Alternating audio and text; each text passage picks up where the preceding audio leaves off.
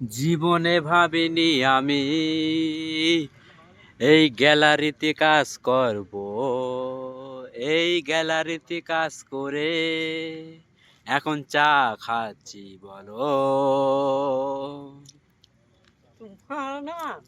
এই রোদি গ্যালারিতে কাজ করে গায়ে শুধু ঘাম ঝরে।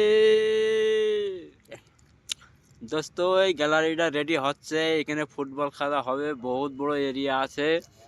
তা এটা মানজারি টাউন হলে স্টেডিয়ামটা তৈরি হয়েছে, বহুত বড় স্টেডিয়াম তৈরি আছে। অন্তত মাঠ রেডি হতে গেলে এখন অন্তত মাসখানেক লাগবে মাঠে ঘাস দিতে গেলে। গ্যালারির নিচে ঘাস হয়েছে, অসুবিধা নেই। বহুত বড় গ্যালারি, স্টেডিয়াম তৈরি হয়ে গিয়েছে।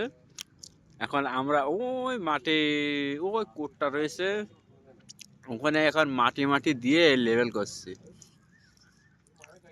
আপনারা স্টেডিয়ামটা সাজানো কেমন হয়েছে একটু কমেন্ট করো, একটু লাইক করো, কমেন্ট করো, শেয়ার করো, সাবস্ক্রাইবার তো করবাই চ্যানেলটা।